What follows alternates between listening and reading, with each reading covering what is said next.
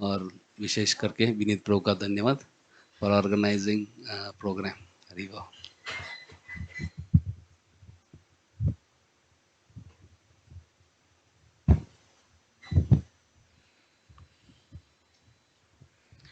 हरे कृष्णा। आप सबका धन्यवाद आज यहाँ पे आने के लिए। Thank you Acharya Prabhu for your kind introduction. Hare Krishna. तो हम भगवद गीता के 18वें अध्याय के 62वें श्लोक पे कुछ चर्चा करेंगे। तो इस श्लोक का मैं अर्थ बताता हूँ, उसके बाद में हम इसको दोहराएंगे और फिर इसके हम तो कुछ चर्चा करेंगे उसके बारे में। तो भगवान यहाँ पे बता रहे हैं तम एव शरणम गच्छ। आप उनकी शरण में जाओ। किसकी? भगवान की शरण। तम एव शरणम गच्छ, मतलब गच्छ मतलब जाओ। तमेव शरणम गच्छ। किस तरह से शरण में जाओ? सर्व भावेन, अपने सारे भाव के साथ। हृदय में जो भाव है, भक्ति भाव है। सर्व भावेन भारत, भारत जो है ये अर्जुन को उल्लेख कर रहे हैं। सर्व भावेन भारत। और इससे क्या होगा? तत्प्रसादात, वो भगवान के प्रसाद के द्वारा, उनकी कृपा के द्वारा, पराम शांतिम, आपको न केवल शांति बट दिव्य शांति, जो शाश्वत शांति है, ऐसी शांति प्राप्त होगी। तत्प्रसादात पराम शांतिम स्थानम, और न केवल शांति प्राप्त होगी पर आपको स्थान, स्थान मतलब ऐसा जगह, ऐसी गति प्राप्त होगी। प्राप्त से सी किस प्रकार की गति? शाश्वतम, जो शाश्वत गति है वो आपको प्राप्त होगी। स्थानम प्राप्स्यसि शाश्वतम तमेव शरणं गच्छ सर्वभावेन भारत। भारत तत्प्रसादात् परां शान्तिं स्थानं प्राप्स्यसि शाश्वतम् तमेव शरणं गच्छ सर्वभावेन भारत तत्प्रसादात् परां शान्तिं स्थानं प्राप्स्यसि शाश्वतम्।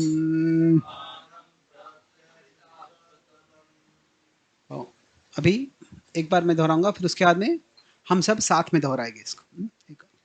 तमेव शरणं गच्छ सर्वभावेन भारत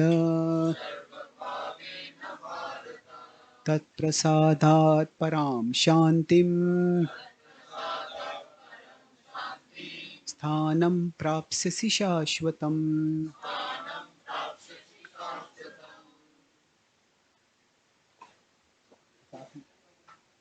साथ में अभी हम सब तमेव शरणं गच्छ सर्वभावेन भारत प्रसादां शान्तिं स्थानं प्राप्स्यसि शाश्वतम्।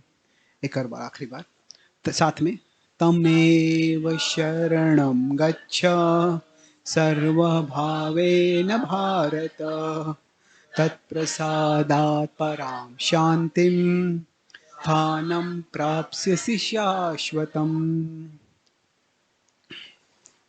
ॐ ज्ञानतिमिरन्धस्य ज्ञानाञ्जनशलाकाय चक्षुरुन्मिलितं येन तस्मै श्रीगुरवे नमः। नमः ॐ विष्णुपादाय कृष्णप्रेष्ठाय भूतले श्रीमते भक्तिवेदान्त स्वामी इति नामिने। नमस्ते सरस्वती देवे गौरवाणी प्रचारिणे निर्विशेष शून्यवादी पाश्चात्य देशतारिणे वाञ्छाकल्पतरुभ्यश्च कृपा सिन्धुभ्य एव च पतितानां पावनेभ्यो वैष्णवेभ्यो नमो नमः। जय श्री कृष्ण चैतन्य प्रभु नित्यानंद, श्री अद्वैत गदाधर श्रीवासादि गौर भक्त वृंद। हरे कृष्णा कृष्णा कृष्णा हरे हरे, हरे राम राम राम हरे हरे। हरे कृष्णा। तो आज हम भगवद गीता के इस बहुत ही महत्वपूर्ण श्लोक जो है भगवद गीता के अंत में आ रहा है, इस पर हम चर्चा कर रहे हैं।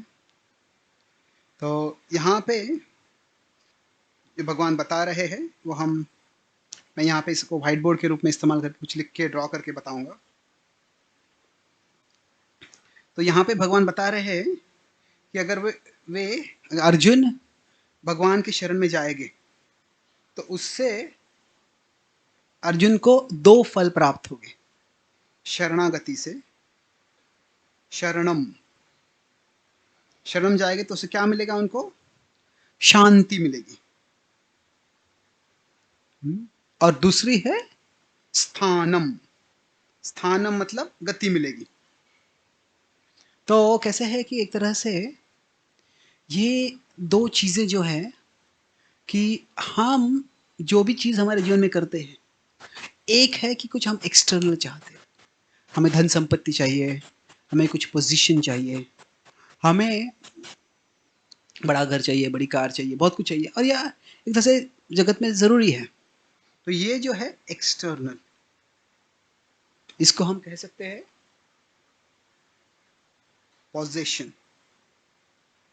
प्रॉपर्टी है पर पोजेशन है, कुछ भी हम प्राप्त करना चाहते हैं।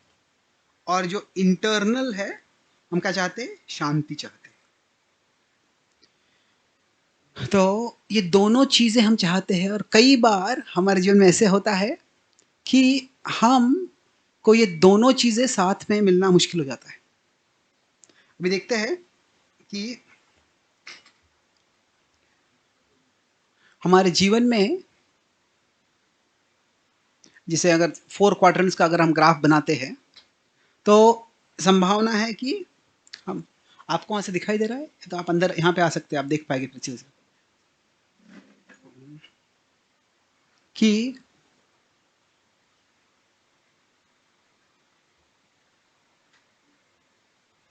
हम बाहर से कुछ पोजीशन चाहते हैं,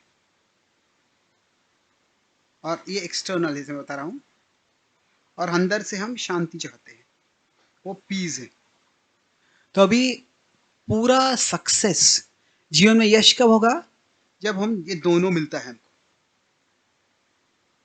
किसी के पास बाह्य रूप से संपत्ति है और अंदर रूप से शांति भी है, तो उनकी परिस्थिति अच्छी है, उनकी मनस्थिति भी अच्छी है, तो उस व्यक्ति को हम एक तरह से यशस्वी कहेंगे। पर अधिकांश लोगों को ये दोनों साथ में नहीं मिलता है। अभी बिल्कुल ही टोटल फेलियर इसके विपरीत होता है। क्या है कि जिसके पास संपत्ति भी नहीं है, शांति भी नहीं है, जो व्यक्ति बड़ा असह्य भाव में है और असह्य परिस्थिति और मनस्थिति, ऐसे व्यक्ति कभी बहुत घृणा करने लगते हैं, कुछ है ही नहीं उनके पास, तो शायद वो खुद पे ही आक्रमण करके कभी आत्महत्या करने के चले जाते हैं, या दूसरों के ऊपर हिंसा करने लग जाते हैं। मेरे पास नहीं, तुम्हारे पास क्यों हो कुछ? तो ये दोनों ऑपोजिट है। अभी ऐसे भी हो सकता है कुछ लोगों के पास पीस है पर पोजीशन नहीं है। ये अभी उन लोगों को लगेगा कि हाँ मेरे पास पैसा ज्यादा नहीं है पर शांत तो हूं मैं। तो इसको हम कह सकते हैं पार्शियल सक्सेस, कुछ हद तक यश है। और कुछ लोगों के पास पैसा संपत्ति बहुत है पर मन की शांति नहीं है। वह भी कैसे है? वो एक तरह से पार्शियल सक्सेस है। यश तो मिला है उनको कुछ हद तक, पर पूर्ण यश नहीं मिला है। अगर हम कुछ हद तक विश्व का इतिहास देखते हैं तो आप थोड़ा आगे आ सकते हैं कि जो पीछे से लोग आएंगे उनको ये एक्सटेंशन शायद बाजू में कर दीजिए ताकि बैठने की जगह रहेगा।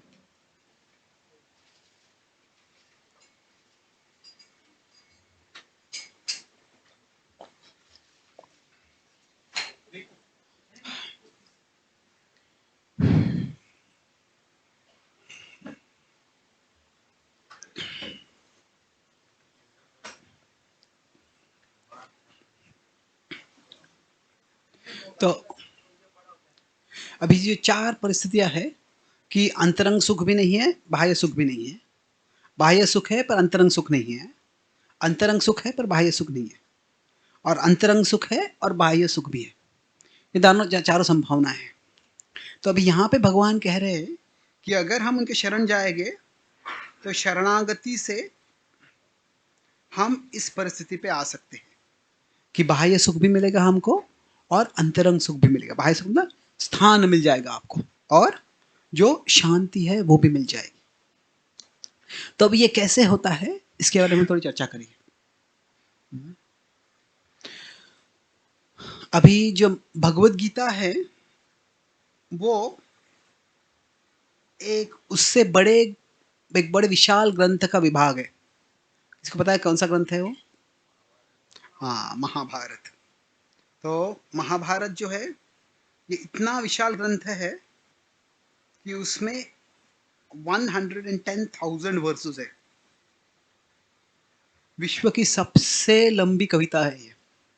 न केवल सबसे लंबी कविता है, जो प्राचीन यूरोप में जो जो सबसे बड़ी लंबी कविता मानी जाती थी, इलियाड और ओडिसी नाम तो बड़ी कविताएं थी। तो इलियाड इन और ओडिसी जो है उन दोनों को आप कंबाइन भी करते हैं उनकी लेंथ और उसको आप 7 टाइम्स मल्टीप्लाई करते हैं, फिर भी क्या है महाभारत ज्यादा रहेगा। इतनी विशाल कविता है। और ये कविता में ये ग्रंथ जो है काव्यिक रूपी ग्रंथ है, उसके बीच में उसके क्लाइमैक्स के पहले भगवगीता बताई जाती है। तो वो क्लाइमैक्स क्या है? वो एक युद्ध है। वो जो युद्ध होने वाला किसमें होने वाला था? पांडव और कौरव में। एक्सेलेंट। तो अभी जो एक तरह से कह सकते हैं जो पांडव थे वह नेक थे, वह वर्चुअस थे, और जो कौरव थे वो कुछ ऐसे क्रूर थे, वो विशियस थे। अभी इन दोनों में युद्ध होने वाला था। अभी ये जो चार चीजें बताए मैंने, ये बाह्य सुख है पर अंतरंग सुख नहीं है, अंतरंग सुख है पर बाह्य सुख नहीं है। तो अभी हम ये पांडवों और कौरवों के जीवन से ही ये देख सकते हैं हम कैसे कि अलग अलग परिस्थिति में जा सकते हैं लोग। तो जब भी हम कभी कभी लोग कहते हैं कि आप इतनी भक्ति कर रहे हो भगवान की, और कुछ लोग भगवान की भक्ति नहीं करते हैं, तो उनके जीवन में भी सुख आता है, उनके जीवन में भी दुख आता है, आपके जीवन में सुख आ रहा है, दुख आ रहा है, तो भक्ति से क्या फर्क पड़ता है? तो भक्ति क्यों करनी, उससे क्या फर्क पड़ने वाला है? तो वो जो क्या है, ये जगत है, जगत का जो स्वभाव है उसे कोई टाल नहीं सकता है। तो भगवद्गीता में 3 सत्य बताए गए हैं। इनको 3 ज से बोल सकते हैं। ज है जीव, दूसरा है जगत, और तीसरा है जगदीश। तो जीव, जगत और जगदीश, ये 3 सत्यों के बारे में भगवान भगवद्गीता में बता रहे हैं। उसको हम कह सकते हैं कि जीव क्या है, वो हमारी आइडेंटिटी है। तो आइडेंटिटी जो है हमारी क्या है, हम एक आत्मा है, और आइडेंटिटी जो है हमारी वो इनडिस्ट्रक्टिबल है। फिर जगत जो है यह प्रकृति है, नेचर है। तो ये नेचर है वो इनएस्केपेबल है, तो उससे जो होने वाला है वो कोई टाल नहीं सकता है। समझाऊंगा मैं इसको क्या मतलब इसका। और तीसरा है भगवान कृष्ण। जगदीश जो है भगवद्गीता में कहता है हम सर्वस्य प्रभु। जो कृष्ण है वो इनफैलिबल है। इनफैलिबल मतलब वो कभी गलती नहीं करते हैं। वो जब वो कोई वादा करते हैं वो कभी वादे इसको अपना वो उसे भूलते नहीं है। वो अगर संरक्षण का वचन देते हैं तो जरूर संरक्षण कर देते हैं। तो ये तीन चीजें जो है INK, ये गीता के टीचिंग्स को हम एक एक्रोनिम के रूप में देखते हैं कि ink, this truths we can ink in our heart, कि हमारी आइडेंटिटी क्या है, हमारी असली पहचान है कि हम आत्मा हैं। हमारे जगत का स्वभाव क्या है, जो स्वभाव है उससे कोई बच नहीं सकता है। समझेंगे हम स्वभाव क्या है। और जो भगवान कृष्ण है वो हमेशा हमारा संरक्षण करेंगे। कैसे करेंगे वो समझना थोड़ा समय लग सकता है, पर जरूर करेंगे। तो अभी ये तीन चीजों का सत्य जो है, तो जो पूरा जो क्लास होगा ये एक डायग्राम है कि चार चीज है, बाह्य सुख, अंतरंग सुख और यह तीन सत्य। तो इनके आधार पर मैं ये पूरा जो आज का प्रवचन होगा उसके बारे में थोड़ी चर्चा करूंगा। और फिर बीच में कभी कभी किसी आपको कोई सवाल है तो आप पूछ सकते हैं, और या तभी मैं तुरंत जवाब दे दूंगा, नहीं तो फिर हम एंड में of course will have time to discuss. तो अभी जो पांडव थे,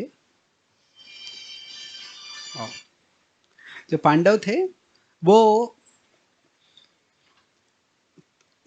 कितने बार वन में रहे थे, किसी को पता है? 13 years, that's true, thank you. 2 बार, कितने बार वनवास में गए थे वो? एक बार। 13 years, the duration is agreed, 13 साल। पर कितने बार वन में गए थे वो? 2 बार। 2 बार, राइट। कैसे, अगर आप कहानी देखते हैं तो वो राज्य में रह रहे थे, वो अपने राज्य में आए थे, उन्हें द्रोण से सीखा, और फिर उसके बाद में क्या हुआ, उनको जलाने का प्रयास किया गया वारणावर्त से, तो वहां से वे जंगल में चले गए और फॉरेस्ट और किंगडम, तो तभी वो जंगल में रह रहे थे। कब तक? जब तक उनका द्रौपदी से स्वयंवर हो गया। जब स्वयंवर हो गया तो क्या हो गया, तो तभी, अभी तो वो कोई ऐसे अनाथ बालक नहीं रहे, वो तो एक बड़े राजा के वो जमाई बन गए थे। तो फिर धृतराष्ट्र उनको वापस बुला लिया, और फिर उसके बाद में उन्होंने अपना ही राज्य बना लिया। कौन सा राज्य था उनका? इंद्रप्रस्थ। हस्तिनापुर वो कौरव का राज्य था, तो इन्होंने अपना खुद का राज्य बना लिया। और जब इंद्रप्रस्थ में रहे वो कुछ समय तक, फिर उसके बाद में वो वनवास चले गए। ये क्या हुआ था, वो जुए का मैच हुआ था जिसमें बेईमानी से शकुनी ने उनको हरा दिया, गैम्बलिंग मैच। और फिर वो वनवास में जैसे 13 साल के लिए रहे, और फिर उसके बाद में क्या हुआ, उसके बाद में कुरुक्षेत्र का युद्ध हुआ, और वो कुरुक्षेत्र के युद्ध के बाद वो वापस आ गए। तो अभी आज जो हम घटना की चर्चा करने वाले हैं वह इस समय हुई थी जब वो अपने वनवास में थे, दूसरे बार वनवास में गए थे, और तभी जब जंगल में रह रहे थे तभी क्या हुआ। एक तरह से कह सकते हैं पांडव 2 और बार वन में थे वो, क्योंकि कैसे था, पहले उनका जन्म भी वन में ही हुआ था, क्योंकि तभी जो पांडु थे उन्होंने वॉलंटरी रिटायरमेंट ले लिया था और वो जंगल में रह रहे थे। फिर बाद में क्या हुआ, जब उनका जीवन खत्म हो गया तो उन्होंने वानप्रस्थ ले लिया। जब उनका कृष्ण चले गए जगत से, तभी भी उन्होंने वानप्रस्थ वापस वो जंगल में रहने लग गए, और वहां से हिमालयों से भगवतधाम चले गए। पर जो राज्य उनके युवावस्था में, वो जब राजकुमार या राजा होना चाहिए, तभी 2 बार उनको वनवास में जाना पड़ा था। तो उनके साथ भी काफी बुरी चीजें हुई, दुख हुआ उनको भी, कि अभी ये 2 परिस्थिति जो है,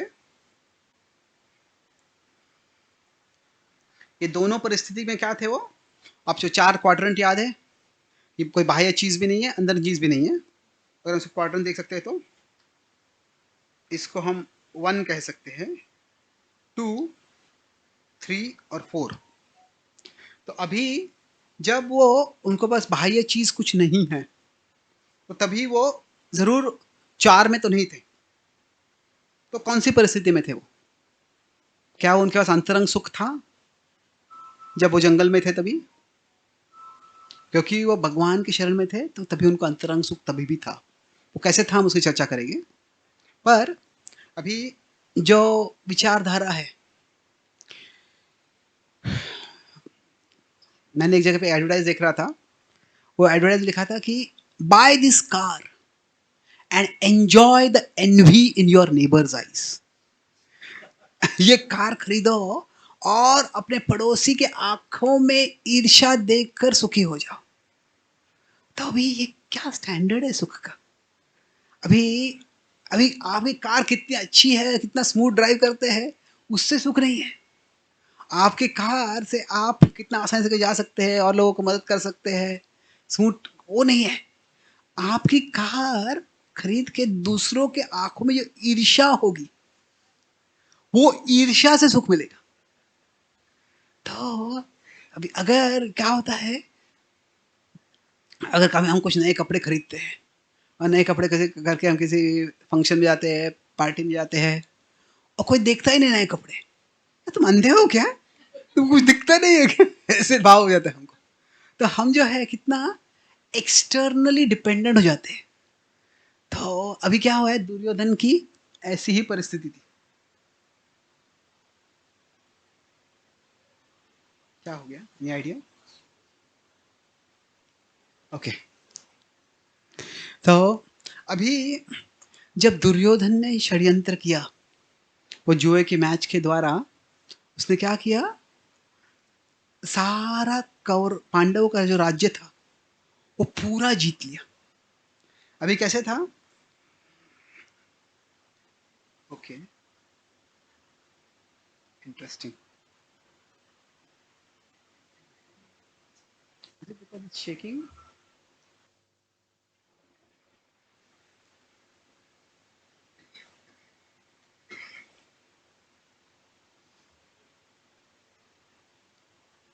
ओके, तो अभी पहले क्या था,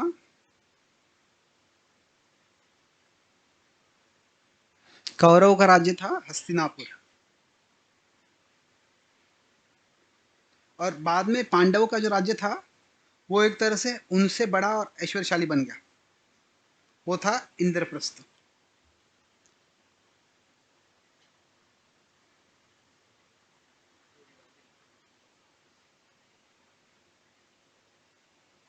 somewhere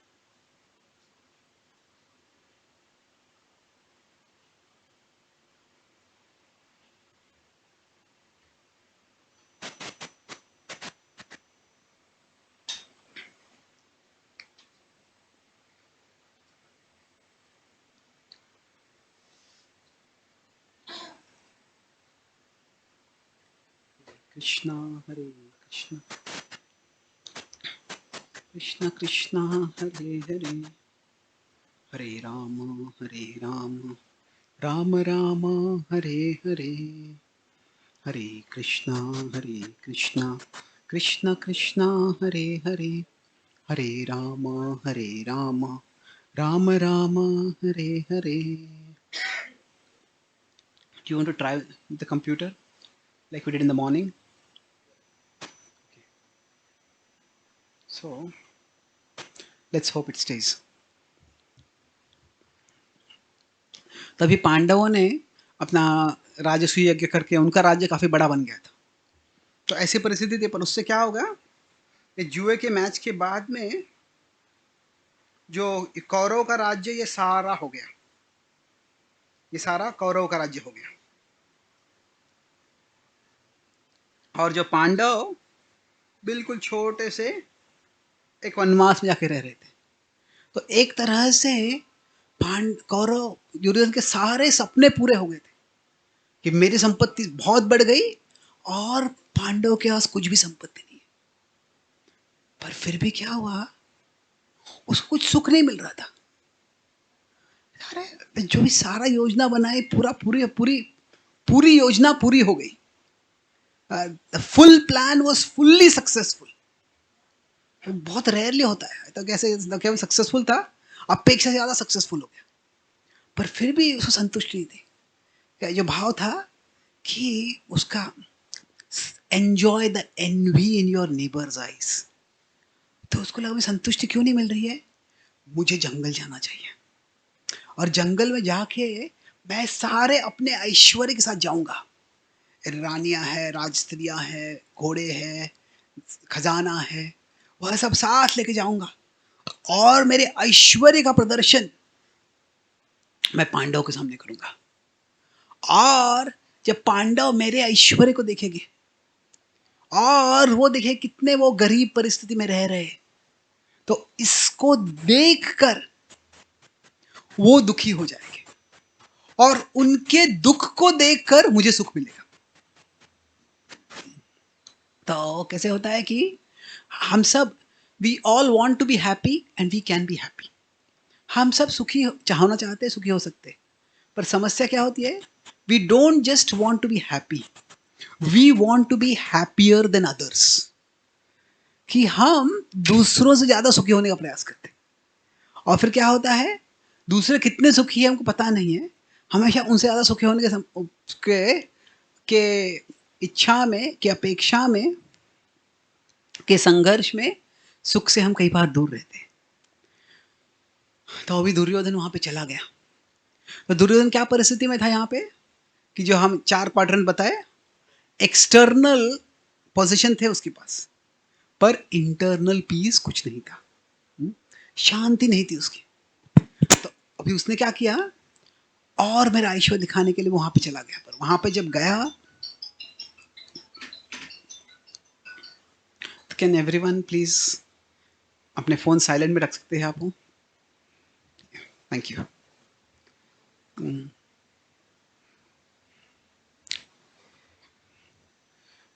मेरा क्लास वैसे बोरिंग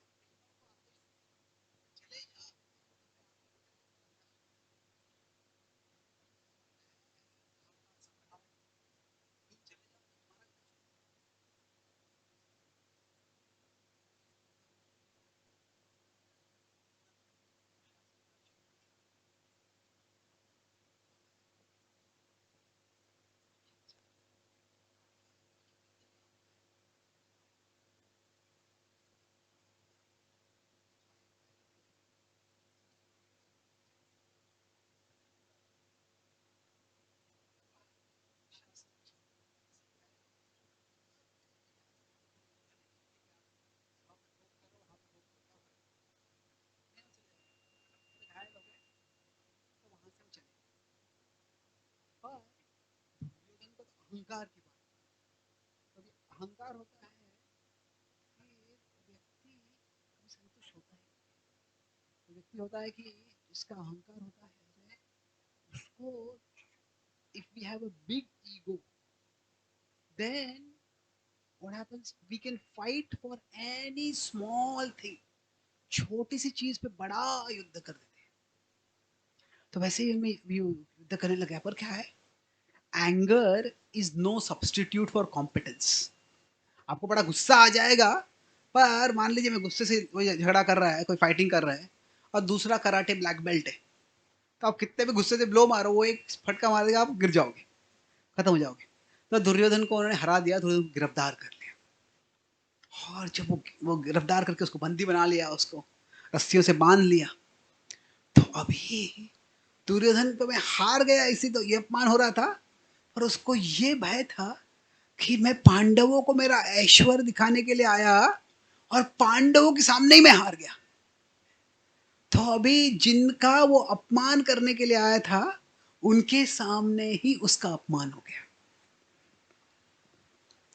और इससे वो इतना विचलित हो गया, इतना विचलित हो गया कि वह बोला मैं क्या करूं। तो उसके बाद में उसके एक सैनिक था, वो भागते हुए नदी के परे चला गया, उसने कहा युधिष्ठिर से कृपया आप इनको छुड़ा लो। तो युधिष्ठिर बोले कि मैं यहाँ पे यज्ञ कर रहा हूँ। युधिष्ठिर ने देखा था कि दुर्योधन वहाँ पे आया है, दुर्योधन ऐशो आराम भोग कर रहा है, पर दुर्योधन कुछ यज्ञ कर रहे थे, साधुओं के साथ बैठ के कुछ सत्संग कथा कर रहे थे, दुर्योधन संतुष्ट था। तो कभी कभी क्या होता है ना कि हम किसी को गुस्सा करने के लिए कुछ कार्य करते हैं, we do something to irritate someone. कैसे क्या होता है, कोई वो गुस्सा हो जाएगा, फिर कुछ उल्टा फुल्टा बोल देगा, फिर क्या करेंगे, तो तुम ऐसा ही व्यक्ति है। शायद वो गुस्सा हो जाता है तो उसका एक सेल्फी फोटो ले लेते हैं, और देखो कैसे कैसे चिड़चिड़ा व्यक्ति है। तो क्या है, when we do something to irritate someone and that person does not get irritated, then we get even more irritated. जब हम किसी को गुस्सा उकसाना चाहते हैं और वो उस गुस्सा नहीं होते हैं, तो उससे हमें और गुस्सा आ जाता है। तो युधिष्ठिर जो थे वो बिल्कुल विचलित नहीं होते। दुर्योधन अपना ऐशो आराम दिखा रहा था, उसे दुर्योधन और विचलित हो गया था। तो अभी क्या युधिष्ठिर महाराज की क्या परिस्थिति थी, उनके पास बाह्य संपत्ति कुछ नहीं थी, पर अंतरंग रूप से क्या था उनके पास, शांति थी। शांति क्यों थी, क्योंकि उनका मन वो प्रॉपर्टी, वो पोजेशन, वो बाह्य संपत्ति में नहीं था। जो मन था वो भगवान में था, वो आध्यात्म था, परम सत्य में था। वो तो जो शांति होती है, मन की शांति, वो कैसे आती है। सब लोग चाहते हैं कि मन की शांति आए, पर मन को शांत होने के लिए किसी शांतिदायक विचार की जरूरत होती है। ओके, वायर चेंज किया आपने। Okay, thank you, thank you Prabhu.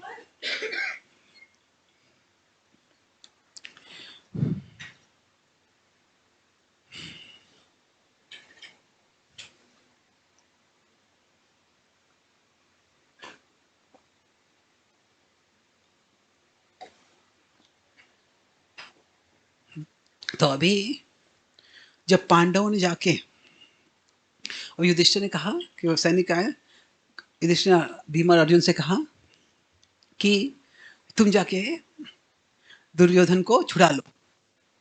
तो अभी भीम ने कहा कि ऐसे लगता है अभी बहुत समय के बाद जो किस्मत है हम पे हंस रही है, जो हमें बड़े मेहनत के साथ हमारे वनवास के बाद करना पड़ता था, वो अभी ये गंधर्वों ने कर दिया है, कौरवों को हरा दिया है, हार गए, फंसने दो उनको। तो फिर युधिष्ठिर ने कहा कि हे भीम, ऐसे मत बोलो, हम आपस में हमारे भेद हो सकते हैं, हम 5 वो 100 हो सकते हैं, पर दुनिया के सामने हम सब 105 हैं, हम सब साथ हैं।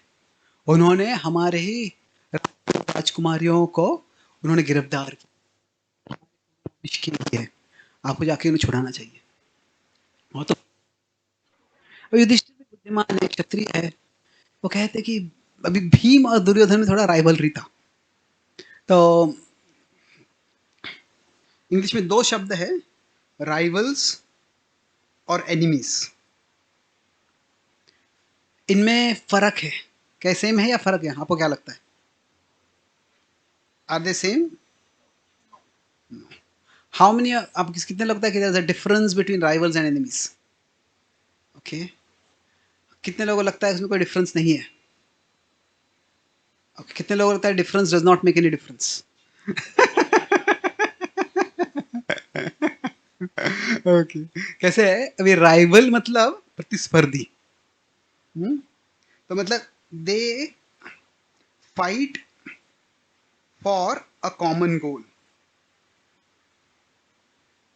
अभी कैसे है कि अभी वर्ल्ड कप होने वाला है, तो अभी सब टीम्स जो है, कितने 12 16 कितने टीम थे इस बार? 20 10 12? ओके 12। तो 12 टीम्स अभी, वो सब वो एक ही वर्ल्ड कप के लिए compete कर रहे हैं। तो राइवल्स मतलब क्या है? दो लोग हैं, दोनों एक ट्रॉफी, एक गोल के लिए युद्ध कर रहे हैं। पर जब दो जो एनिमीज होते हैं, उनका उद्देश्य होता है fight to destroy the other person. ऐसे नहीं कि मुझे ये जीतना है, मुझे तुम्हारा विनाश ही मेरे लिए जीते। तो इस जगत में राइवलरी जो है वो अनअवॉइडेबल है, कंपटीशन का जगत है, उसमें राइवलरी तो होगी ही। पर अभी क्या है, कोई 50 विद्यार्थी है, वो सब फर्स्ट आ जाते हैं क्लास में। हजारों लोग IIT जेई में अपीयर करते हैं, कुछ विद्यार्थी पास होने वाले हैं। तो राइवलरी अनअवॉइडेबल है। पर एनमिटी, प्रतिस्पर्धी हम हो गए, पर हमें शत्रु नहीं बनना है। पर कभी कभी हम शत्रु बन जाते हैं।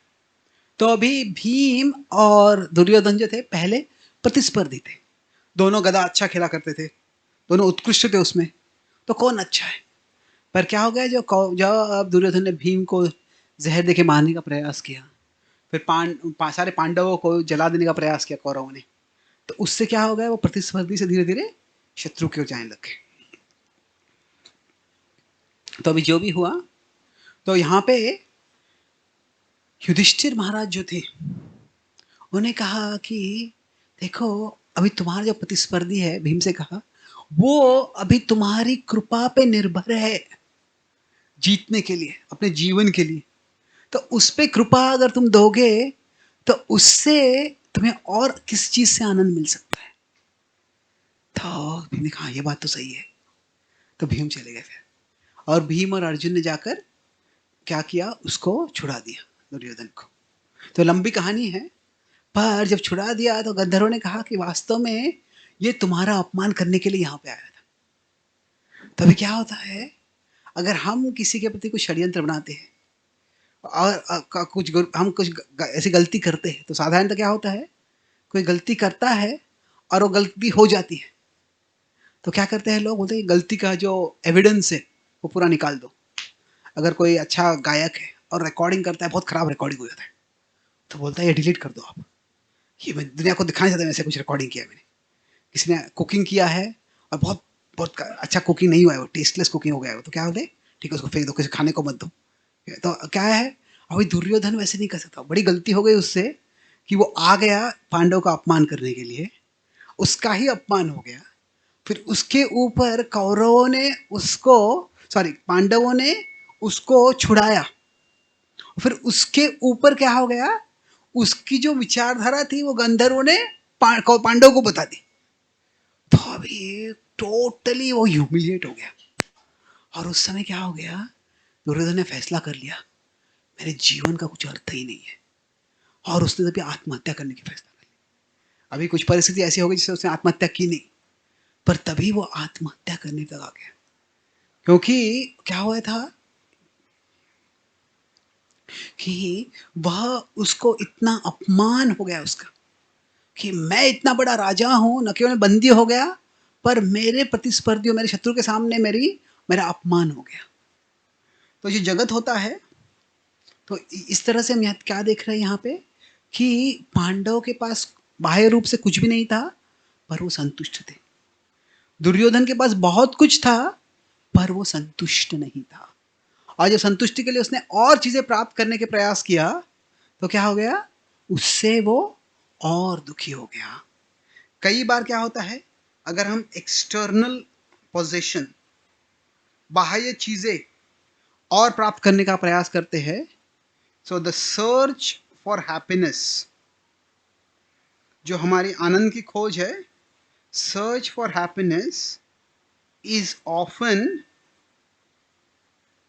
The cause of the greatest unhappiness. जितना हम सुख खोजने का प्रयास करते हैं, उस हद तक हमें दुख मिलता है। भगवगीता में यही संस्पर्शजाब होगा, दुख यो नयेवति, 5वें अध्याय के 22 श्लोक में बोलते हैं भगवान। अभी हम खास करके एडिक्शन के बारे में अगर देखते हैं, तो लोग शराब पीते हैं, ड्रग्स करते हैं।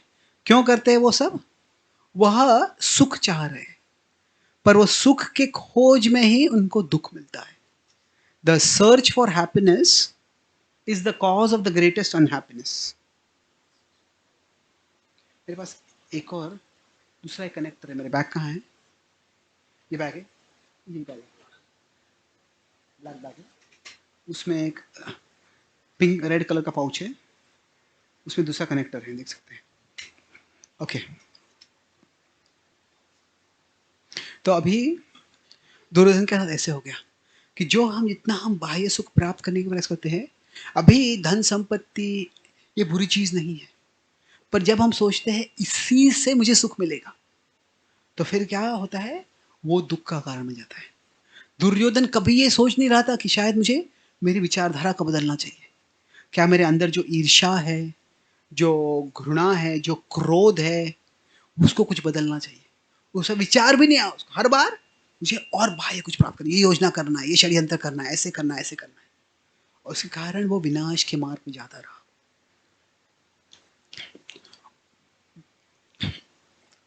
तो अभी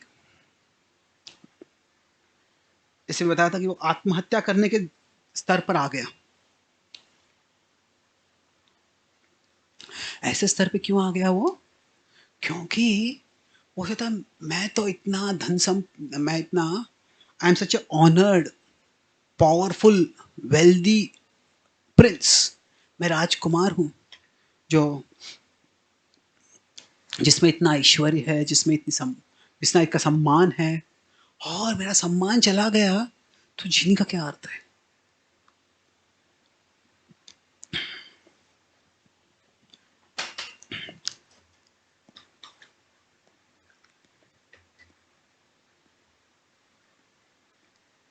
ये डिस्चार्ज हो गया क्या?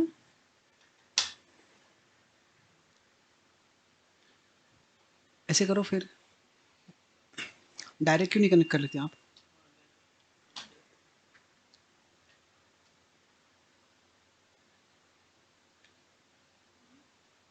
Sorry for this.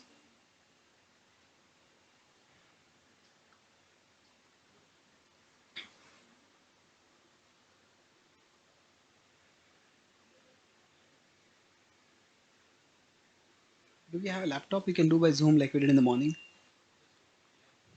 लैपटॉप चालू कर दो, यहाँ पे वाईफाई है।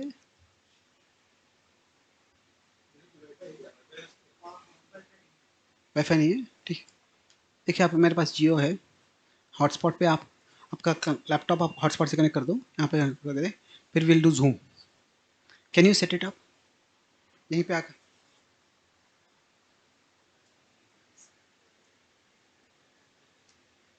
एक्चुअली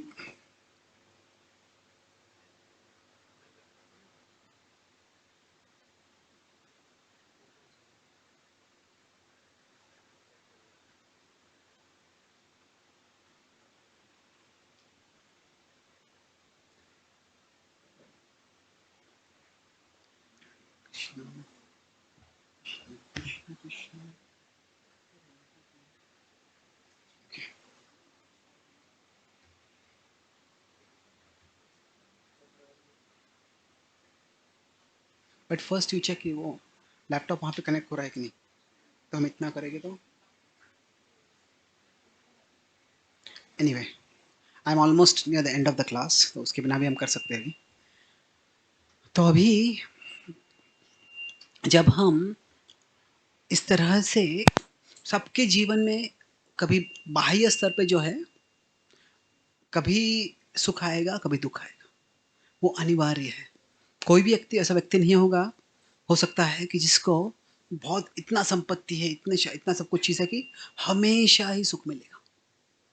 बाह्य स्तर पे कभी सुख आता है, कभी खुशी, कभी गम, वही परिस्थिति होती है। पर अगर व्यक्ति की पहचान बाह्य चीज़ों से होती है, अगर मेरी ये पहचान है कि मैं लखपति हूँ, मैं अरबपति हूँ, मैं खरबपति हूँ, और अगर पैसा उसका कम हो गया, तो फिर क्या होता है? It's not just a loss of money, it's a loss of identity. उसकी पहचान सी उससे चली गई है, और फिर वह सहन करना उसको बड़ा मुश्किल हो जाता है। कोई विद्यार्थी है,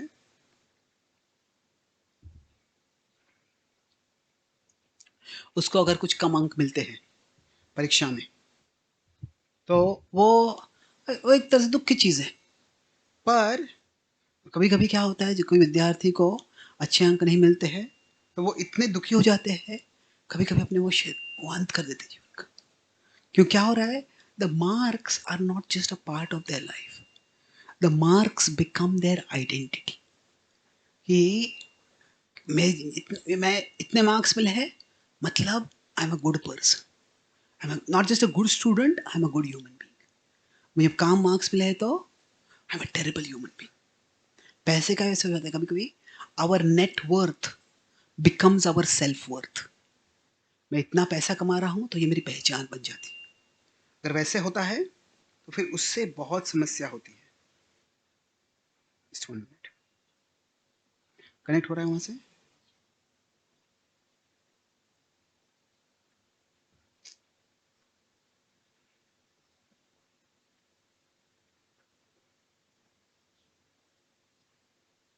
you have some Zoom over there?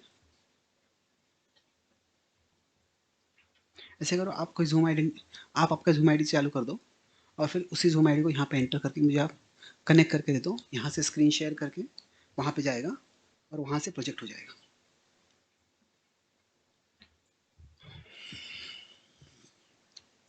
तो अभी जो अगर किसी की पहचान होती है, वो पहचान बाह्य चीज़ों के साथ हो जाती है। तो अगर कोई सोचता है कि मैं इतना से इतना पैसा पैसा चला गया, तो अगर our property becomes our identity, कि हमारे जो धन संपत्ति है वो हमारी पहचान बन जाती है, अगर वो धन संपत्ति चली जाती है, तो फिर मैं जीवन का अर्थ क्या ऐसा जाता है। और तभी व्यक्ति जीवन को अंत करने के लिए चला आता है। तो भगवान बताते भगवगीता में कि हम जो है, मैं बोला था कि गीता के 3 सत्य के बारे में बात करूंगा। INK बोला था मैंने। आई क्या था? आइडेंटिटी। तो हमारी जो आइडेंटिटी है वो इंडिस्ट्रक्टिबल है। हम जो आत्मा के स्तर पर अविनाशी हैं, आत्मा का भी विनाश नहीं हो सकता है। अभी दुर्योधन को कुछ आत्मज्ञान नहीं था, सोचा था कि मैं बड़ा राजकुमार हूँ, मेरा सम्मानित राजकुमार हूँ, मैं अपमानित हो गया अभी, तो मेरे जीवन का ही अर्थ क्या है। तो जब तक हम बाह्य चीज़ों का पहचान करते हैं, तब तक हम शांत नहीं रह पाएंगे। कभी कभी इतने अशांत हो जाएंगे, इतने उद्वस्त हो जाएंगे कि पूरा जीवन का ही अर्थ नहीं रहेगा ऐसे लगेगा हमको। तो दूसरा है, and is nature. Nature is inescapable. Inescapable मतलब क्या? कि इस जगत में सुख दुख का द्वंद्व है, वो सबके जीवन में। जग दुखालय है। दुख इसका मतलब नहीं है कि सबके जीवन में हमेशा दुख ही दुख रहने वाला है। पर दुखालय का अर्थ यह है कि दुख ये हर व्यक्ति के जीवन में अनिवार्य है। ऐसा कभी भी किसी के जीवन में परिस्थिति नहीं आने वाली कि कुछ भी दुख नहीं होगा। तो अभी मान लीजिए कोई हिमालय में जाता है, हिमालय का अर्थ क्या है? हिम आलय मतलब क्या? जब बर्फ की जगह है। अगर कोई कहता है आप हिमालय में क्यों जा रहे हो? मुझे ठंडी से राहत चाहिए।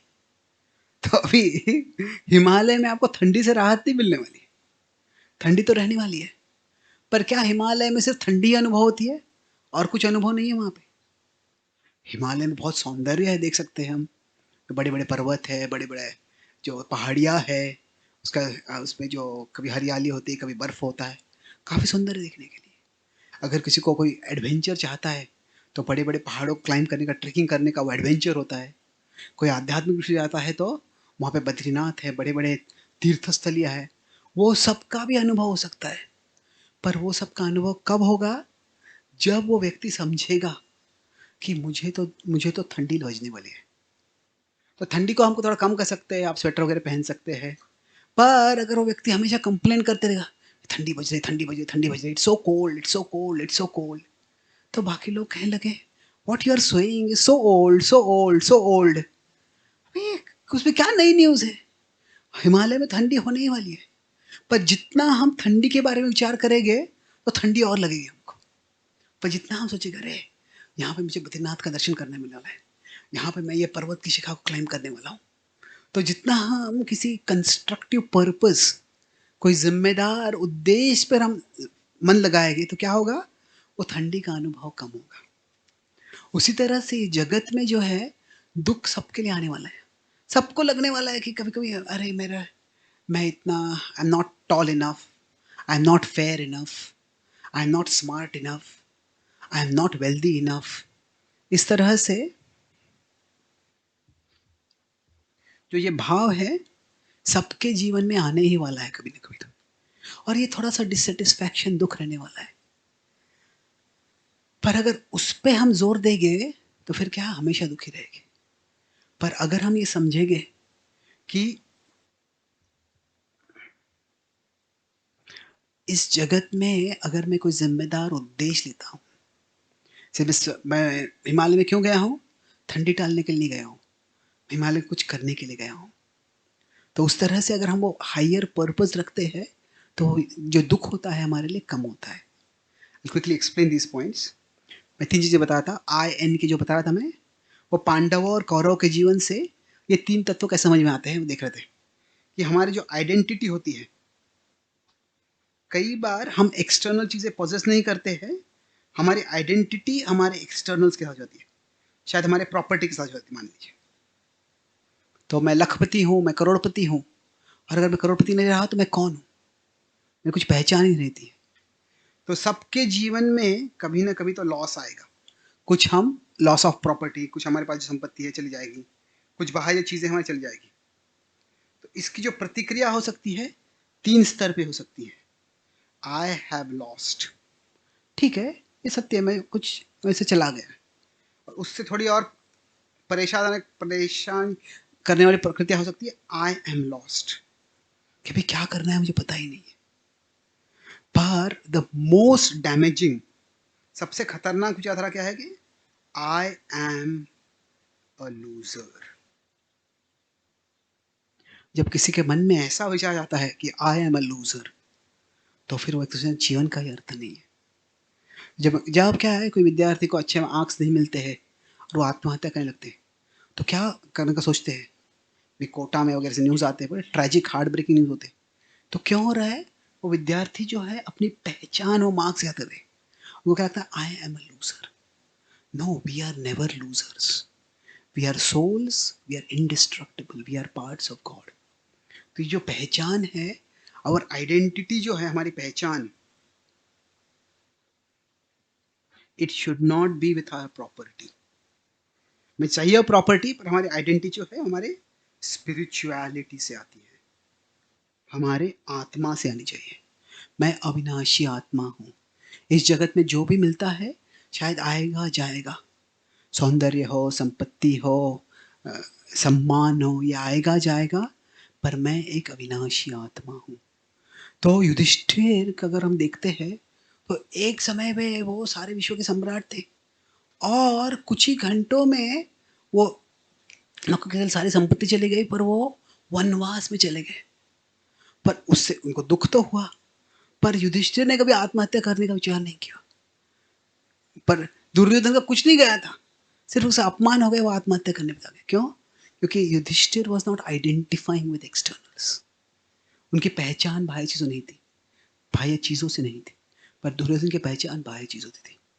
तो हमारी जो आइडेंटिटी है, भगवत गीता कहते, हमेशा याद रखो कि आपके प्रॉपर्टी से आपकी आइडेंटिटी नहीं आती, आपकी स्पिरिचुअलिटी, आत्मा से आपकी आइडेंटिटी आती है। और दूसरा है जो हमारा नेचर, IN के हम देख रहे थे। नेचर क्या है? Nature is inescapable. मतलब सबके जीवन में द्वंद्व तो आने वाले हैं, दुख सबके जीवन में आने वाला है। पर अगर मान लीजिए ये हमारी चेतना है, ये हमारा कॉन्शियसनेस है, तो इसमें क्या है, दुख ये एक अनुभव है, इसमें डिस्ट्रेस। अभी आप सब यहाँ पे बैठे हैं, तो शायद जब बैठे तो ज़मीन पे थोड़ा कंफर्टेबल नहीं है इतना, या आपको भूख लगा है, आपका पैर थोड़ा दर्द हो रहा है, आप फिर आपका भी पूरा दिन भर काम करके यहाँ पे क्लास में आके बैठे, क्लास में इतना फिलॉसफी है, दिमाग थक गया, आपको लग रहा है कब खत्म होने वाला है। तो तो अलग अलग तरह से कुछ ना कुछ तो दुख हमारे सबके जीवन में रहता है। पर अगर हम उसके बारे में विचार करेंगे, अरे मेरा पैर थोड़ा दर्द हो रहा है, कब तक रहेगा ये, तो अगर हम वो दुख के बारे में सोचते हैं तो क्या होता है, तो वो जो दुख है वो और बढ़ जाता है, और फिर वो दुख है लगभग हमारी सारी चेतना को भर देता है। तो वो जो समस्या है, पर समस्या क्या है, हम उसी के बारे में विचार करते हैं। If we dwell on problems, when we dwell on distress, तो क्या होता है, वो समस्या और बढ़ जाती है और हमारा दुख बहुत हो जाता है। तो दुर्योधन के साथ ऐसे हुआ। क्या दुख था उसको, कह रहे मेरा इतना ऐश्वर्य है पर वो पांडव देख नहीं रहे, उसके कारण वो जलन नहीं हो रही उनको। अभी कोई दुख का कारण नहीं था उसमें, पर उस पर ही विचार करने लग गया, और उससे क्या हो गया, उसने ऐसे कार्य किए जिससे फिर उसका ही अपमान हो गया, पांडव का अपमान करने चला गया, खुद का ही अपमान हो गया और बहुत दुखी हो गया। तो थोड़ा सा असंतुष्टि, थोड़ा सा दुख सबके जीवन में अनिवार्य है। पर हम सबके पास एक दूसरा पर्याय है, क्या है कि ये हमारी चेतना है। अगर हमारी चेतना में हम साइमल्टेनियसली कोई रिस्पॉन्सिबल पर्पस, कोई जिम्मेदार पूर्ण उद्देश्य हमारे जीवन में रखते हैं। मैं हिमालय जा रहा हूँ, क्यों जा रहा हूँ, मुझे बद्रीनाथ का दर्शन करना है, वह उद्देश्य अगर मैं जीवन में रखते, मन में रखते, तो क्या होता है, तो if we dwell on the purpose, उस उद्देश्य पे ड्वेल मतलब उसके बारे में विचार कर रहे हैं, उसका विचार करते तो क्या होता है, फिर वो जो उद्देश्य है वह हमारे मन में पूरा फैल जाता है, और वो जो परेशानी है वो एक छोटी सी जगह कॉर्नर में चली जाती है, उसके बारे में ज़्यादा विचार नहीं रहता है। तो भगवता में यही बताते हैं कि जो अगर आपके जीवन में दुख है तो दुख को रिमूव करने का प्रयास मत करो। आप दुख को टालने का, दुख को निकालने का प्रयास करेंगे तो उतना ही दुख के बारे में विचार करेंगे और दुख बढ़ने लगेगा। पर उसके विपरीत अगर आप क्या करते हो, अगर आप कोई जिम्मेदारी से कुछ कार्य करने का प्रयास करते, ठीक है, मेरे जीवन से मैं सकारात्मक कार्य क्या कर सकता हूं, वह विचार अगर हम करते हैं तो उससे, उसके द्वारा वो हमें एक संतुष्टि मिलेगी, हमें एक दिशा मिलेगी, और वो दिशा से हमको जो है दुख वो काफी हद तक कम हो जाएगा। और आखिरी जो है आई एन, आखिरी क्या था, के। सो कृष्णा इज इनफैलिबल, मतलब क्या है, कृष्ण की जो योजना है वो कभी गलत नहीं होती है। भगवान सबका संरक्षण करते हैं अंत में। तो अभी क्या हो गया, पांडव जो थे पहले वो तीसरे क्वाड्रेंट में थे, मतलब क्या, बाह्य सुख नहीं है, अंतरंग सुख है। पर कुरुक्षेत्र युद्ध के बाद में कृष्ण की योजना के द्वारा वो जीत भी गए। यत्र योगेश्वर कृष्णो यत्र पार्थो धनुर्धर, कि जहाँ पे कृष्ण है, जहाँ पे अर्जुन है साथ में, तत्र श्रीर विजयो भूतिर ध्रुवा नीतिर्मतिर्मम, वहाँ पे विजय होगा, वहाँ पे भूति, वहाँ पे ऐश्वर्य होगा, वहाँ पे सब कुछ परम सत्य प्राप्त हो जाएगा। तो वह भगवान ने उनको जरूर दे दिया। तो स्थान और शांति, प्रॉपर्टी एंड पीस, ये दोनों जो है भगवान की कृपा से हमको मिल सकते हैं। पर उसमें जो प्रायोरिटी जो है वो हमारा भगवान से अगर हम संबंध जोड़ते हैं, अगर हम जो कृष्णा इज इनफैलिबल, मतलब क्या है कि हम सबके जीवन में कृष्ण की कुछ योजना है, और इस योजना के अनुसार सब कुछ हमारे जीवन में हो रहा है। तो जब योजना चल रही है, हमारे जीवन में अगर कुछ दुख है, तो तो अगर उस दुख का हम सामना करते हैं गंभीरता से, हम विद ग्रेविटी, विद पेशेंस, सब्र के साथ, तो क्या होता है, भगवान बताते हैं कि ऐसी चीजें जो पहले जहर के समान लगती हैं, उसके बाद में वे अमृत बन जाती है। यत्तदग्रे विषमिव परिणामे अमृतोपमम। तो कई चीजें ऐसी होती है जो पहले बहुत परेशान लगती है, जैसे सुबह उठना है जल्दी, तो हमको आराम से सोने की आदत होती है। पर अगर सुबह जल्दी उठ जाते हैं हम, फिर हम कुछ अच्छा आध्यात्म पढ़ते हैं, कुछ जप करते हैं, देखते हैं मन शांत रहता है, दिन भर अच्छा चलता है। तो शुरुआत में थोड़ा मुश्किल है, तो जहर के समान है, पर बाद में पूरा दिन अच्छा रहता है, अमृत के समान है। तो उस तरह से जब हम भगवान की सेवा करने का प्रयास करते हैं, तो पहले थोड़ा जहर के समान हो सकता है वो, पर बाद में उससे अमृत आ जाएगा। तो एक उदाहरण के देखकर इसके अंत करूंगा मैं, कि भगवान की योजना जो होती है वह किस तरह से परफेक्ट होती है। अभी आप कल्पना कीजिए कि मैं एक अच्छा आर्टिस्ट हूँ, बिकॉज आई एम नॉट। तो अभी देखिए कुछ, शायद आप कल्पना कीजिए कोई पंछी है, इज नॉट अ पंछी बट, तो अभी एक पंछी है छोटा सा, और जो पंछी है वह अपने shell, what is shell in Hindi? No note कीजिए, कवच, that is the shield. Okay, shell पता है आपको, जब अंडा हो जैसा शेल होता है, तो अपने शेल के अंदर है वो, और वो छोटा सा बच्चा है, वो छोटा सा पंछी का बच्चा है, और वो उसको तोड़ के भी बाहर आने का प्रयास कर रहा है। अभी जब तोड़ता है तो क्या होता है, वो शेल टूटता है, पर बाद में वापस बंद हो जाता है, और शायद उसका पैर या उसका कुछ, उसका पंख उसमें फंस जाता है, उसको दर्द होता है, फिर वापस उसको ढकेलता है वो, तो वो वापस थोड़ा सा बाहर आता है, वापस फंस जाता है। तो अभी इससे क्या हो रहा है, इससे उसको बहुत दर्द हो रहा है। और मैं अमेरिका में था, फ्लोरिडा में एक मेरे मित्र है, उनका एक बड़ा फार्म है, तो उस पर हम गए थे थोड़ा on a walk, evening walk. तो वहाँ पे हम देखा एक्चुअली ऐसे एक बर्ड अपने शेल से बाहर आने का प्रयास कर रहा था। तो देख रहे थे उसको बहुत दर्द हो रहा था, और तभी ऐसी इच्छा होती है कि हम उस जो शेल को तोड़ दे और उस पंछी को उससे से बाहर आने दें।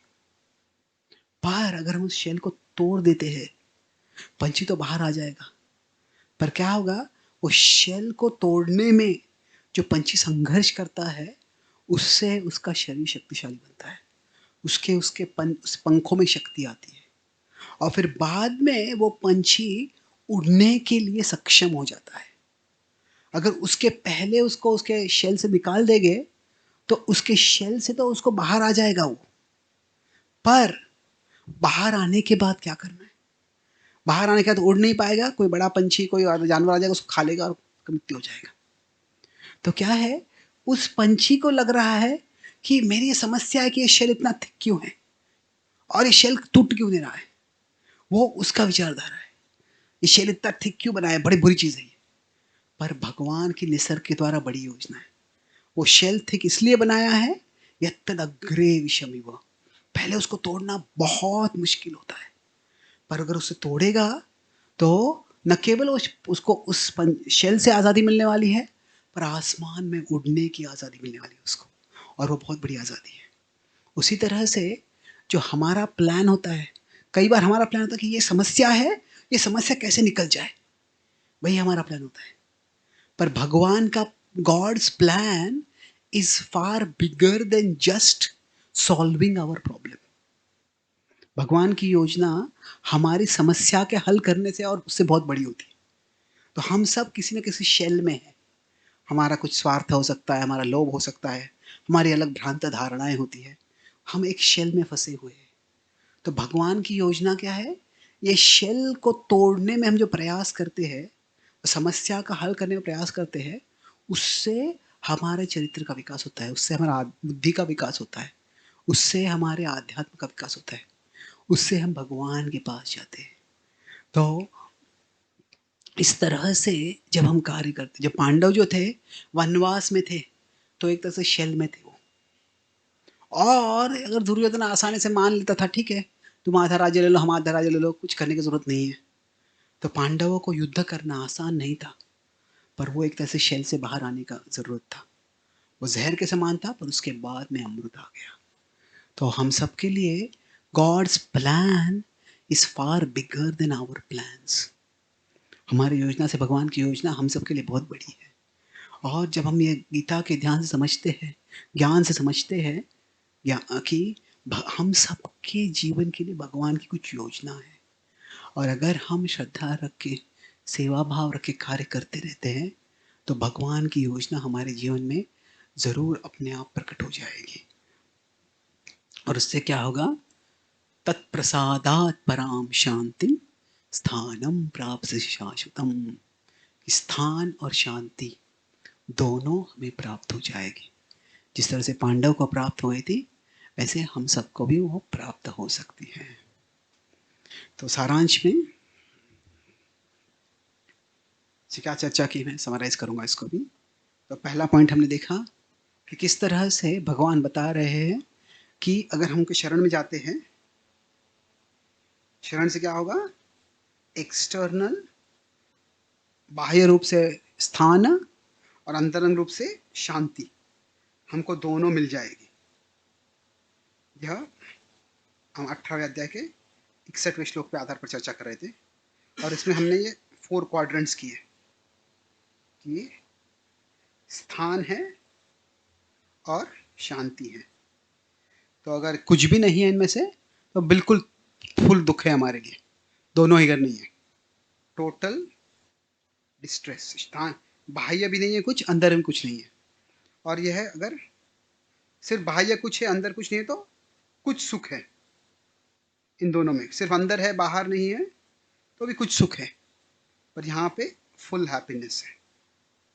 तो अभी भगवान, हम किसी भी क्षेत्र में क्यों ना हो, अगर हम भगवान के शरण में आते हैं, तो यहाँ से हम यहाँ पे आ सकते हैं, यहाँ से यहाँ पे आ सकते हैं, यहाँ से यहाँ पे आ सकते हैं, या यहाँ से हम यहाँ पे भी आएंगे, यहाँ पे भी आएंगे, तो ज़रूर हम सुख की ओर आएंगे।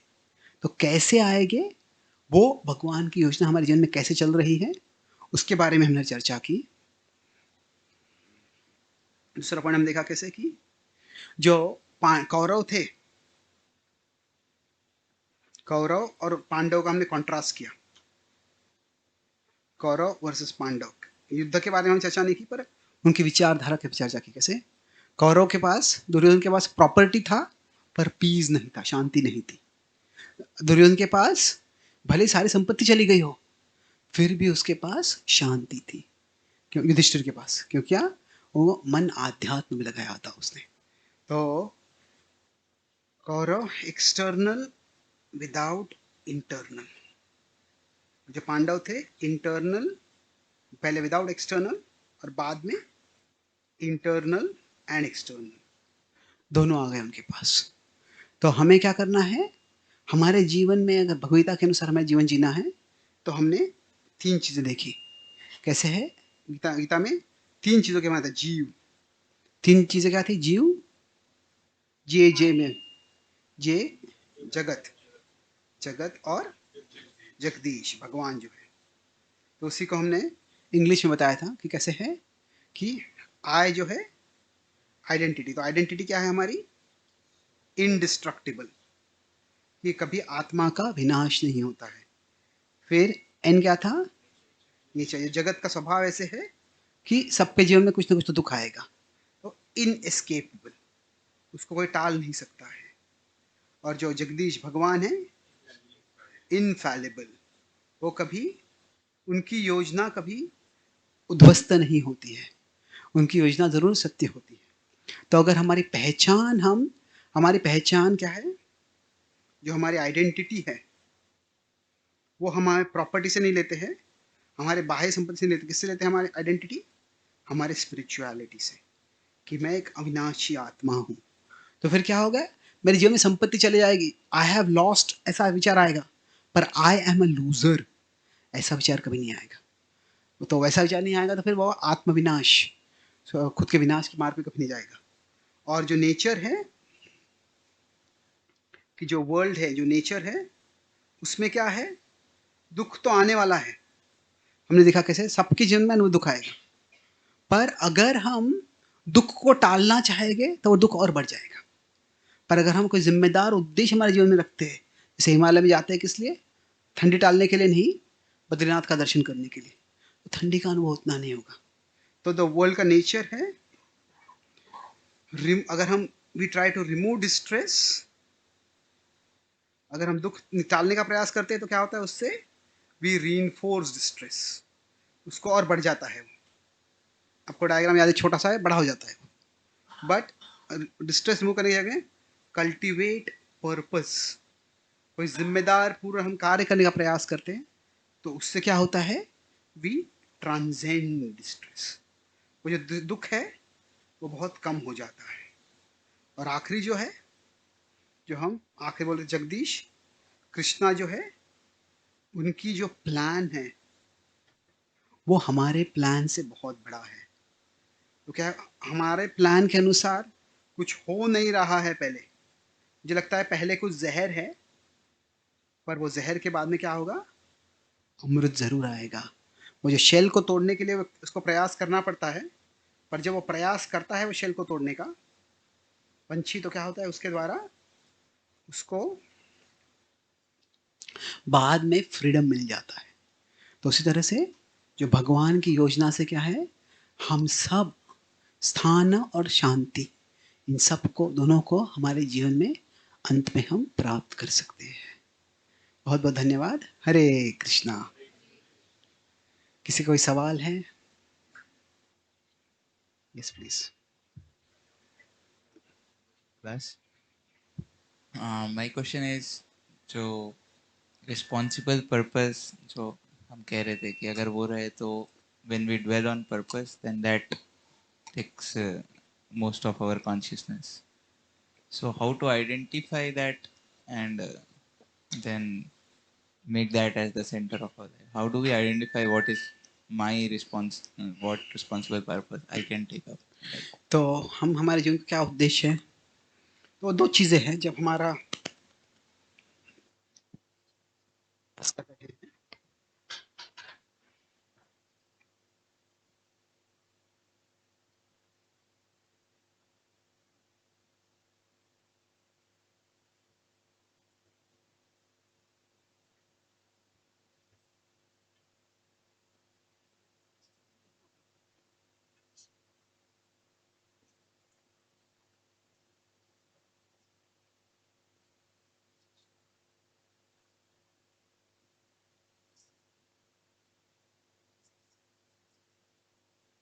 इस पोजीशन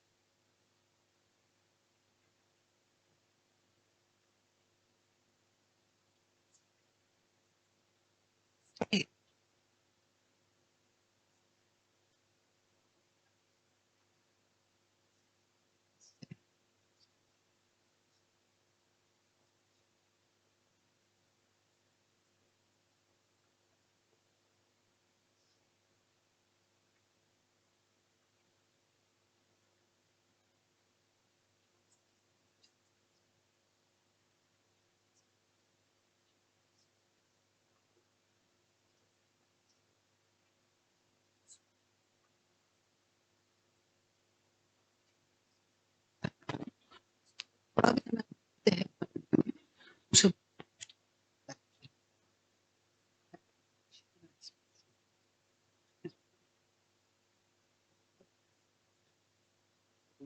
जो है इस प्रकार के गुण हैं।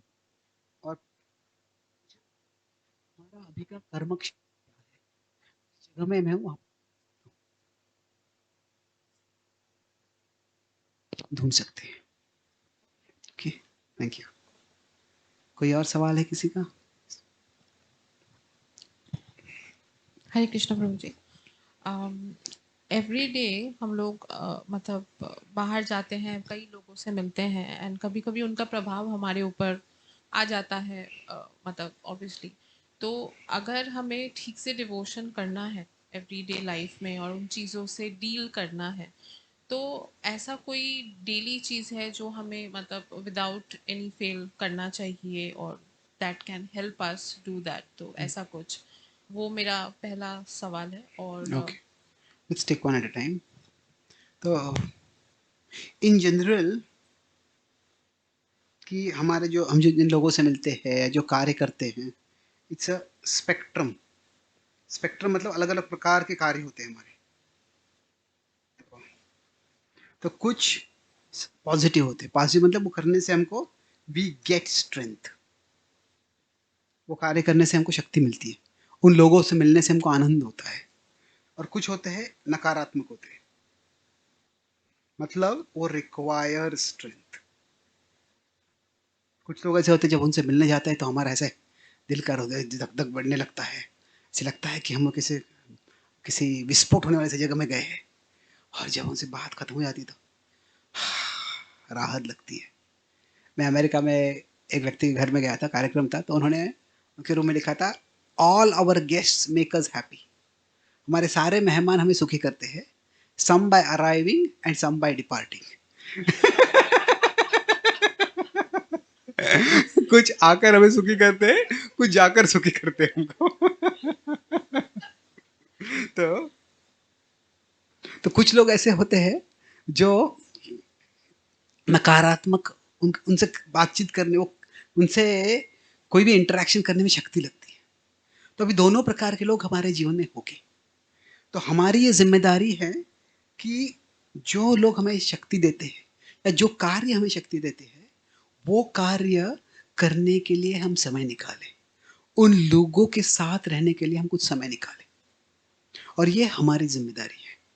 तो अभी शायद उतनी मात्रा में हम, अगर 6 घंटे ऐसे लोग हैं नकारात्मक लोग हैं, तो 6 घंटे शायद हमारे सकारात्मक लोगों के साथ नहीं बैठ सकते, पर किसी कुछ ऐसे होते हैं कि 15 मिनट भी उनके साथ स्पेंड करते हैं तो उससे हमको शक्ति मिलती है। तो अगर हम खुद को देखना है कि कौन कौन सी कार्यों से हमें शक्ति मिलती है। शायद अभी भगवान के सानिध्य में आते हैं, जप करते हैं, कीर्तन करते हैं, थोड़ी भगवान की पूजा करते हैं, या कुछ भगवान की कथा श्रवण करते हैं, उससे शक्ति मिलती है हमको, या कुछ विशेष सेवा है। तो हमें खुद को देखना है किन कार्यों से मुझे शांति मिलती है, और वो कार्य यदि हम करेंगे तो ज़रूर हमें क्या होगा, जो कठिन कार्य है, जो कठिन लोग हैं, उनका सामना करने में हमको थोड़ा और शक्ति मिलेगा। Thank you. Hare Krishna. When we are in distress, we are in this chapter you are talking that Krishna's plan is greater than our plan. When we are in distress, there is something we are suffocated and some problems with some problems. But when we are in distress, how can we feel and fixed our mind that in these suggestions, this that Krishna's plan is greater than our plan? How can we fixed our mindset? Okay, तो जब हमारे जीवन में समस्या आ रही है तो कैसे हम ये विचार हमारे जीवन में, मन में ला सकते हैं। मन कैसे कि कृष्ण की कोई योजना है और वो मेरे जीवन से, मेरी योजना से वो अच्छी योजना है। तो कैसे है कि अंत में हम कहते हैं श्रद्धा रखनी चाहिए, but eventually faith is a matter of choice. ये हमें खुद को चुनाव करना है। कि चुनाव क्या है, कि बेसिक चुनाव हमें दो है, कि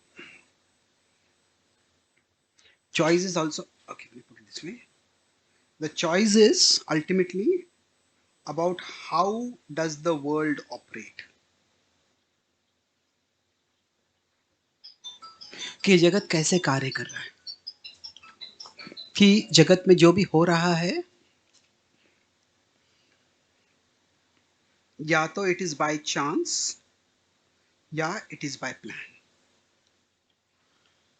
कि मतलब मेरे जीवन में ये समस्या आई है, ये ऐसे हो रहा है, वैसे हो रहा है, मैंने योजना बनाई, ये नहीं हो रही है, तो ये क्या है, ये केवल मेरा दुर्भाग्य है। क्या है कि मेरा ये ऐसे रैंडमली सब कुछ होता है और मेरा दुर्भाग्य है कि कुछ हो रहा है इसलिए। ये एक चुनाव है हमारे पास। और दूसरा है कि इसके पीछे कुछ योजना है। तो अल्टीमेटली अगर हम जब कार्य करते हैं तो साधारणतया हम सोचते हैं कुछ ना कुछ तो योजना होनी चाहिए इसके पीछे। अभी कैसे है, अगर हम सोचते बाय चांस हो रहा है तो इससे हम पूरे निराश हो जाएंगे। Doctrine of hopelessness. क्या दुनिया एक लॉटरी के समान होती है? कुछ लोगों को लॉटरी लग जाती है और बाकी लोग दुर्भाग्यशाली रहते हैं। तो ऐसे हम हमारे बच्चों को इस तरह से नहीं हम सिखाते। हाँ, बच्चे को अगर किसी को अच्छे मार्क्स नहीं मिलते एग्जाम में, उसको नहीं सिखाते क्या सब कुछ चांद से होता है, क्या करो कुछ नहीं, तुम दुर्भाग्यशाली हो। नहीं, हम कहते तुम अच्छे से पढ़ाई करो। कैसे है कि कुछ चीजें जरूर है जो हमारे नियंत्रण के परे है, पर हम ये सोचते हैं कि जो नियंत्रण के परे है वो सब आर्बिट्ररी एकदम एकदम रैंडम है। तो अगर मेरे जीवन में चीजें मेरी योजना से नहीं हो रही है तो इसका मतलब क्या है? क्या है कि other they are in my control और they are out of my control. तो इन माई कंट्रोल तो मुझे कॉन्फिडेंस लगता है, अगर मेरे कंट्रोल के बाहर है तो मुझे थोड़ा इनसिक्योरिटी होने लगता है। पर ये दोनों जो है, एक है अगर पेंडुलम होता है, एक है सब कुछ मेरे नियंत्रण में है, दूसरा है आउट ऑफ माई कंट्रोल। तो यार सब फोन बजना मेरे आउट ऑफ कंट्रोल है अभी। okay. तो इन बीच में क्या है कि इन डिवाइन कंट्रोल। कि कोई पेशेंट है, पेशेंट को खांसी आ रही थी, खांसी आना बंद हो गया, तो अभी मेरी खांसी मेरे नियंत्रण में आ गई है, पर वो पूरा खांसी वापस आ गई तो और मेरे कंट्रोल में नहीं है। पर अगर वो पेशेंट एक अच्छे डॉक्टर के प्लान में है, डॉक्टर के केयर में है, ठीक है तुम्हारी खांसी वापस आ रही है पर ये दवाई से चली जाएगी। तो अगर पेशेंट सोचता है मैं अकेला हूँ तो या तो मैंने खांसी को जीत लिया या खांसी ने मुझे जीत लिया है, खांसी ने मुझे हरा दिया। पर अगर वो समझता है कि मैं डॉक्टर के केयर में हूँ तो ठीक है, अभी शायद खांसी वापस आ रही है पर कुछ प्लान है उससे खांसी ठीक हो जाएगी। तो वैसे ही क्या है, जब हम समझते हैं कि जगत में ये हमारा चुनाव करना है हमें कि या ये जगत सर आर्बिट्ररी चल रहा है या कुछ योजना के अनुसार चल रहा है। तो अगर हम सोचते हैं कि किसी योजना के अनुसार चल रहा है तो फिर अंडर डिवाइन कंट्रोल, तो अभी जो मेरे नियंत्रण में है वो मैं करने का प्रयास करूँगा, जो मेरे नियंत्रण में नहीं है वो भगवान के हाथ में सौंप दूंगा। तो उस तरह से अगर हम कार्य करते हैं तो समस्या में भी क्या होगा, हताश नहीं हो जाएंगे। जो हम कर सकते हैं वो हम करते रहेंगे और जो हम नहीं कर सकते हैं उसके लिए हम भगवान को शरण, भगवान के हाथ में वो शर्म दे देंगे। वो that which is in our control there will be diligence. Diligence मतलब जो मेरा रिस्पॉन्सिबिलिटी हम कार्य करते हैं, जो हमारे नियंत्रण में नहीं है उसके लिए डिपेंडेंस। भगवान जो आपकी इच्छा है मैं वो स्वीकार करने के तैयार हूँ। तो दोनों जो है शरणागति के भाव है। अभी हम जानते हैं कि जो द्रौपदी बिल्कुल जो दुशासन उसका अपमान करने पे आ गया था, द्रौपदी कुछ नहीं कर सकती थी, तो उन्होंने अपना हाथ ऊपर करके वो शरणागत, कुछ भी उनके नियंत्रण में नहीं था तभी, तो द्रौपदी शरण में चली गई। पर अभी जब अर्जुन को गीता के अंत में बताया गया कि आप सर्वधर्मान परित्यज्य माम एकम शरण, आप मेरी शरण में आ जाओ, तो अर्जुन भी भगवान के शरण में गए। पर अर्जुन ने शरण जाते समय कि आपने दोनों हाथ ऊपर नहीं उठा लिए, अर्जुन ने अपने हाथ ऊपर उठाकर धनुष्य को उठा लिया, युद्ध करने के तैयार, कि धनुष्य युद्ध करना वो उनके नियंत्रण में था। तो जो हमारे नियंत्रण में है वो पूरे जिम्मेदारी के साथ करना, वो डिलीजेंस है। और जो हमारे नियंत्रण में नहीं है वो भगवान के हाथ में निछावर कर देना, भगवान के हाथ में समर्पित कर देना। तो भक्ति में दोनों आते हैं। तो इस तरह से हम जो है ये दोनों भूमिकाओं को अगर समझेंगे तो हम किसी परिस्थिति का सामना कर सकते हैं। Okay, thank you. यस प्रभु, मित्रों।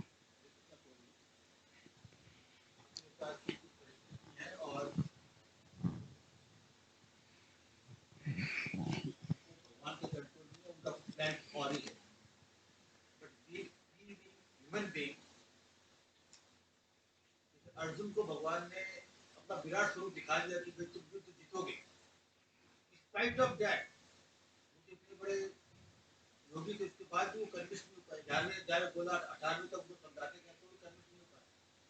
हम लोग human being, how can we get that strength कि भाई भगवान कुछ और ही प्लान है, प्रॉब्लम में चल रहा है, तो that can be, that can happen. तो कैसे हम लोग आएगा? आप जो कहा we can get in mind, but how to believe it? अच्छा सवाल है वो कि कैसे कि भगवान की कुछ योजना है, वैसे हम बुद्धि के स्तर पे स्वीकार भी करेंगे तो हृदय के स्तर पे कैसे स्वीकार कर सकते हैं? तो जनरली इसके लिए क्या है, to have faith in God's plan. एक है फ्यूचर, हम आगे देखते हैं और आगे क्या होने वाला है, कैसे क्या शायद भगवान मेरा रक्षण करेगी कि नहीं, हम उसके बारे में विचार करते हैं। और दूसरा है पास्ट, कि अगर फ्यूचर की ओर देखते हैं तो हमको अनसर्टेनिटी आ जाएगी, पता नहीं भगवान की कुछ योजना है क्या, वो पूरी होगी या नहीं।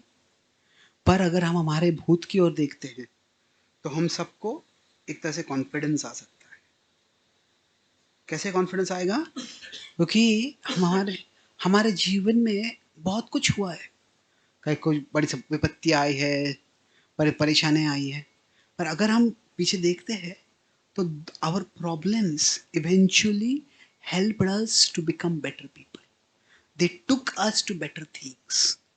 तो अगर हमारे भूतकाल में हम देखते हैं तो कई बार हम उसे देख समझ सकते हैं कि वास्तव में जो कुछ भगवान की योजना थी मेरे जीवन में।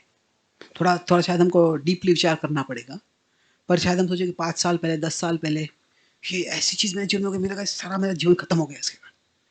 पर हम बाद में देखेंगे शायद वो चीज़ हमारी अच्छाई के लिए हुई थी। समझने को थोड़ा समय लगता है, पर अगर एक भी ऐसे प्रसंग हम देख सकते हैं तो उससे क्या होता है, उससे हमको श्रद्धा आ सकती है ये कि भगवान मेरे जीवन में कार्य कर रहे हैं, और जो कार्य कर रहे हैं उससे वो मुझे आगे बढ़ने में मदद कर रहे हैं। तो मैं जब 1 साल का था तो तभी मुझे पोलियो हो गया, और जब पोलियो हो गया तो तब से मैं नॉर्मल चल रहा था, गिर गया, उसके बाद मैं कभी नॉर्मल चल नहीं पाया मैं। तो मैं जब छोटा बच्चा था तो मुझे पहली याद है, ये सब मुझे कि मैं चलते हो गिर गया हो तो मुझे याद नहीं है, पर शायद मैं 2-3 साल का था कुछ तभी। तो शायद हमारे कोई रिश्तेदार मुझे हमारे घर में मिलने आए थे और वो मेरी माँ को सांत्वना दे रहे थे कि ये आपके बच्चे को पोलियो हो गया है, बहुत बुरा हुआ वगैरह। तो मेरी माँ तभी मुझे याद है वो बता रहे थे कि what ever he lakhs physically God will provide him intellectually, कि जो भी शारीरिक स्तर पर उन्हें कुछ कमी है वो बौद्धिक स्तर पे भगवान उनको दे देंगे, उसको दे देंगे, मेरे बारे में बात करते। तो तभी मुझे कुछ ज़्यादा समझा नहीं, पर तब से क्या हुआ कि एक सबकॉन्शियस स्तर पे कि I didn't identify my self too much physically. बाकी बच्चों के साथ मैं खेल कूद नहीं कर सकता था, पर मुझे पढ़ाई में बहुत रुचि, पढ़ने में रुचि थी, अलग अलग प्रकार के ग्रंथ पढ़ता था, और भगवान की कृपा से मैं पढ़ाई में अच्छा था। और फिर बाद में जब मैं इंजीनियरिंग पढ़ रहा था तभी भगवता का ज्ञान मिला मुझे। तो क्या है कि अभी मैं देखता हूँ कि अगर मुझे वो फिजिकल लिमिटेशन नहीं होता तो फिर मैं किसी और दिशा में जा सकता था, पर उससे जो मेरा इंटेलेक्चुअल फोकस था, इंटरनल फोकस था, actually it took me to a better place. तो मैं अमेरिका में था, एक विद्यार्थी था, वो मुझे क्लास के लिए आया था, बोला था मैं नास्तिक हूँ। बोला ठीक है, तो which God do you not believe in, कौन से भगवान में नहीं आप मानते? मैं किसी भगवान में नहीं मानता। नहीं ठीक है, पर कौन सा वो भगवान है, वो जो किस भगवान की संकल्पना है आपकी इसको नहीं मानते? लेकिन मैं ऐसे भगवान को नहीं मानता जो अगर मैं उनको नहीं मानूंगा तो मुझे नर्क में भेज देंगे। बोला वैसे भगवान को तो मैं भी नहीं मानता हूँ, क्योंकि कृष्ण ऐसे नहीं कहते तुम मुझे विश्वास नहीं करोगे तो नरक में जाओगे। भगवान कहते हैं कि अगर तुम दुष्कर्म करोगे, श्रद्धा ये हर एक व्यक्ति का चुनाव है, तुम दुष्कर्म करोगे तो तुमको उसको सजा मिलने वाली है, पर अगर आप सत्कर्म करोगे तो अच्छा होगा आपका। तो नहीं, तो हम बात करने लगे, तो तुम ऐसे पूछा बोले कि तुम भगवान को क्यों नहीं मानते, क्या हुआ तुम्हारे जीवन में? तो बोला कि मैं जब मैं जब छोटा था तो मेरे माता पिता एक चर्च में जाया करते थे, और वो चर्च में ऐसा सिखाया जाता था कि आप किसी भी प्रकार का स्नेह जो है वह मोह के समान है। तो माता पिता अपने बच्चों के प्रति कभी कुछ स्नेह नहीं दिखाते थे, तो उससे मुझे बहुत गुनाह होती थी। और फिर जब मैं 4-5 साल का था तो तभी तभी क्या हो गया कि मेरे माता पिता का एक्सीडेंट हो गया, और फिर वो दोनों की मृत्यु हो गई। तो तभी मैं फॉस्टर केयर में चला गया था। तो मैं उनको बोला गया था, वो तो अभी अच्छी यूनिवर्सिटी में थे, आईवी लीग नहीं, लेकिन अच्छे यूनिवर्सिटी अमेरिका में थे वो। तो वो बोलता, how did you get here, that's a remarkable story. तो बोला कि मैं लगभग 5-6 साल फॉस्टर केयर में था, पर जब मैं 11 साल का था तभी एक बहुत अच्छे फैमिली ने मुझे अडॉप्ट कर लिया। और फिर तब से मैं, वो they are very nice people, they don't believe in God, अच्छे लोग हैं वो। तो तब से वो भी थोड़े भगवान माफ करते, पर इतना केंद्र नहीं है।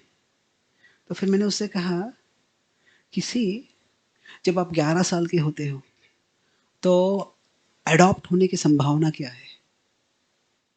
तो अभी प्रोबेबिलिटी, जो माता पिता कोई अडॉप्ट भी करना चाहते हैं, इंडिया में ज़्यादा लोग अडॉप्ट नहीं करते हैं, पर वेस्ट में बहुत लोग अडॉप्ट करते हैं। तो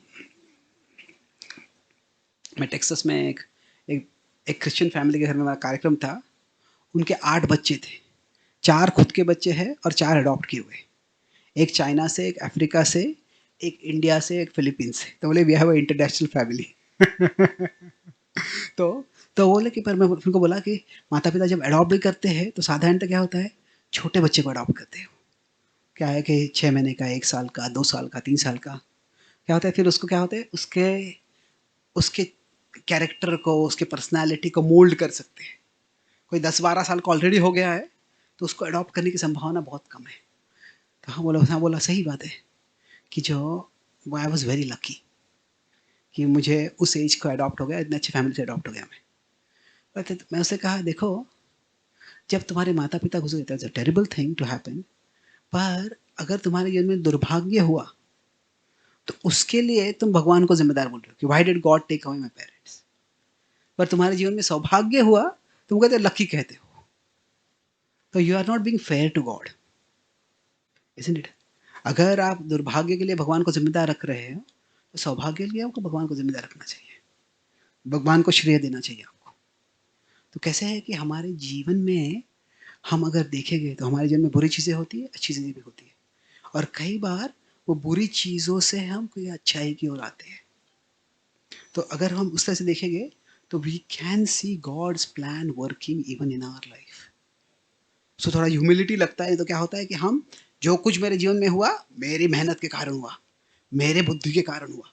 हाँ सही है, हमारी मेहनत है, हमारी बुद्धि है, पर हमारी मेहनत और बुद्धि के परे भी और बहुत कुछ चीज़ें हैं जो सही हुई, उसके कारण हम जहाँ तक पहुँचे वहाँ पे तक पहुँचे। तो वैसे देखेंगे तो उससे भगवान की योजना मेरे जीवन में है, ऐसी श्रद्धा हम में भी आ सकती है। शास्त्रों में कि संतों में श्रद्धा रखने की जरूरत नहीं है, हमारे ही जीवन के इतिहास को अगर हम परख के देखते हैं तो उससे भी हमें श्रद्धा उत्पन्न हो सकती है। Okay, last question, will stop this. Prabhuji, as you mentioned that also in Gita it is mentioned that when how a work is dependent, so Krishna gives certain parameters like the time, place, circumstances, and also at last Krishna says Daiva, which is the superior dependence on God. But if I see all the parameters Krishna gave, out of which only one thing is Daiva, the all the other things are mostly in our hand. So does that it means that Krishna wants that we be more dependent and less dependent on him in certain way? तो जो अनेक कार्य है, अनेक चीज़ें हैं जिससे कि किसी कार्य का फल निर्भर होता है, तो उसमें दैव एक चीज़ है। तो क्या हम भगवान पे थोड़े हद तक निर्भर रहे या बहुत हद तक निर्भर है, किस तरह से? तो ये कैसे, ये परिस्थिति पे निर्भर होता है। ये कैसे कि अगर अगर टेनिस मैच अगर होता है, अभी टेनिस मैच में क्या होता है, कभी कोई प्लेयर सर्व कर रहा है और कभी कोई प्लेयर रिटर्न कर रहा है। तो जब कोई प्लेयर सर्व कर रहा है तो उसके पास काफ़ी नियंत्रण है, किस फोरहैंड में बॉल डालना है, बैकहैंड में डालना है, किस पेस में डालना है, किस हाइट पे मारना है। और जो रिटर्न कर रहा है उसको क्या करना है, जहाँ पे भी बॉल है कहीं तो भी वहाँ से उसको रैकेट डाल के उसको प्ले में रखना है बॉल को। तो अभी जब कोई सर्व कर रहा है उसके पास ज़्यादा कंट्रोल है, पर वही जो हमेशा सर्व करते नहीं रहने वाला है, उसको भी रिटर्न करना पड़ने वाला है। तो रिटर्न करना पड़ना तभी उसके पास कम कंट्रोल है। तो वैसे क्या होता है हमारे जीवन में, कभी हम सर्व कर रहे होते, कभी हम रिटर्न कर रहे होते।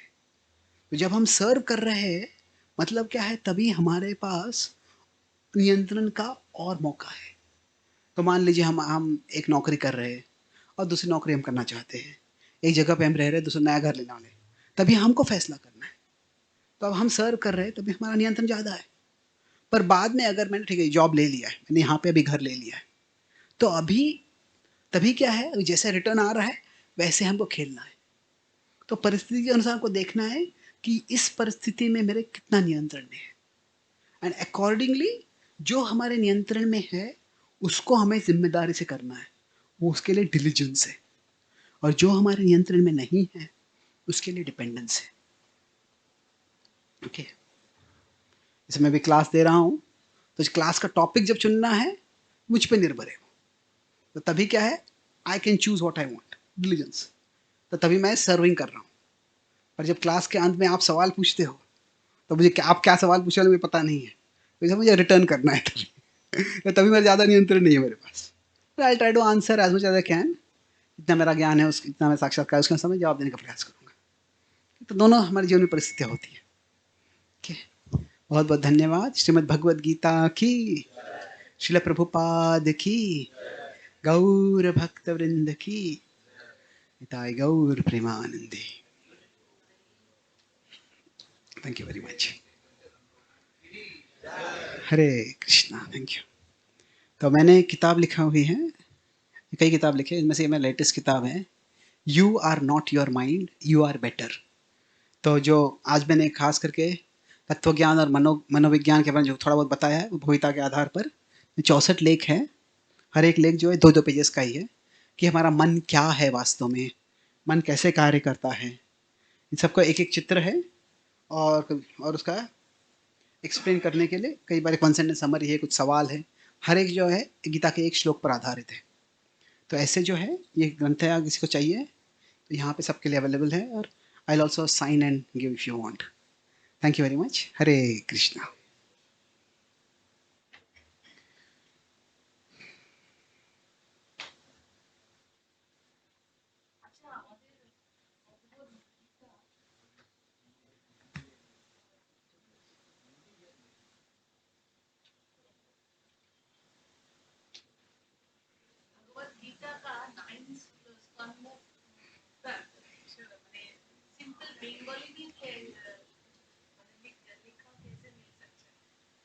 श्री प्रभुपाद जी का एक गीतार गान नाम का बंगाली में भी है। Do we have it here with us? मंदिर में है। प्रभुपाद जी की बंगाली गीता है ना हमारे पास, गीता बंगाली में भी है, मिल जाएगा आपको। भगवद गीता यथारूप नाम है उसका।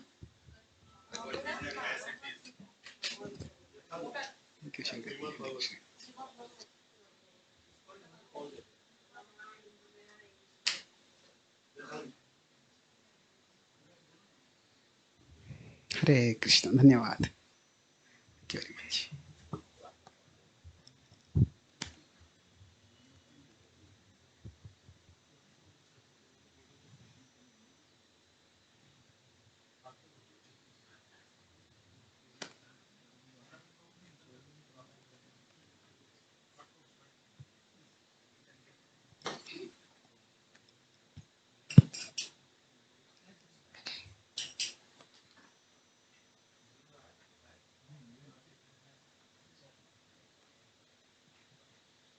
नमः ॐ विष्णुपदाय कृष्णपृष्ठाय भूतले श्रीमते भक्ति वेदांत स्वामिनिति नामिने